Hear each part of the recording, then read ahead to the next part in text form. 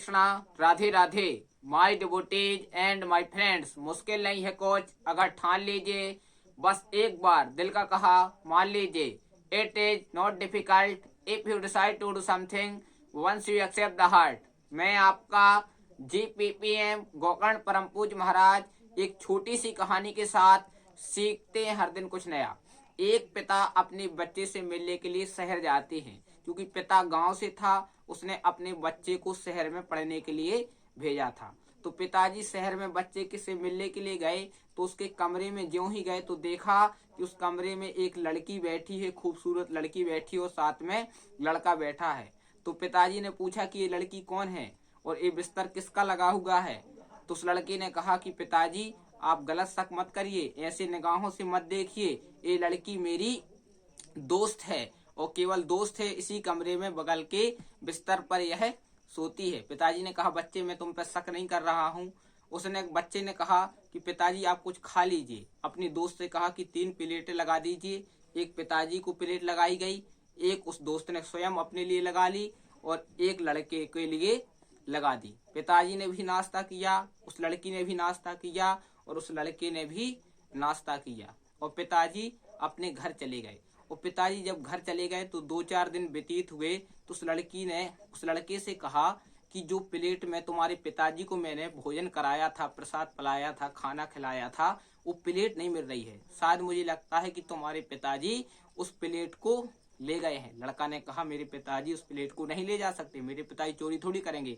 लड़की ने कहा अवश्य तुम्हारे पिताजी ने उस प्लेट को चोरी किया है, मेरी फेवरेट प्लेट है, मैं सबसे ज्यादा उस प्लेट को पसंद करती हूँ, जल्दी से फोन लगा लो पिताजी को। जब लड़की ने बहुत ज्यादा जोर जबरदस्ती की तो लड़की ने तुरंत फोन उठाया और फोन लगाया और पिताजी से कहा कि पिताजी शायद आपने जिस प्लेट में नाश्ता किया था, भोजन किया था, शायद वो प्लेट आपके धोखे से आपके थैले में आपके साथ चली गई है।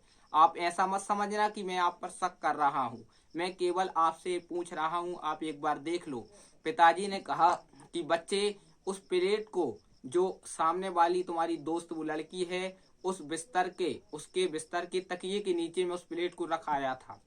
अगर वो लड़की वहां उस दिन से सोई होती तो अवश्य उसे पता होता कि वह प्लेट उसके नीचे रखी है। इसका मतलब है कि वो लड़की वहां सोती नहीं है, वो कहीं और किसी और के बिस्तर में साथ सोती है। लड़का समझ गया कि पिताजी समझ गए हैं। लड़का अपनी शर्मिंदगी, लड़के को बहुत ज्यादा शर्मिंदगी महसूस हुई कि पिताजी समझ गए हैं, लड़की हमारी दोस्त नहीं गर्लफ्रेंड है और हमारा इसके साथ में गलत संबंध है, एक साथ सोते हैं।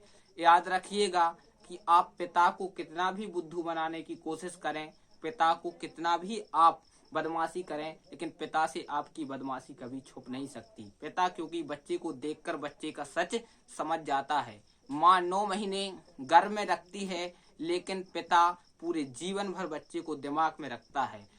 इसलिए आप अपने पिताजी से कभी झूठ मत बोलें। अगर आप भी गांव से, छोटे से गांव से शहर पढ़ने के लिए आए हैं तो आवारागिरी में समय ना दें। ये लड़का लड़की का चक्कर दो आप सक्सेस होने के बाद भी कर सकते हैं।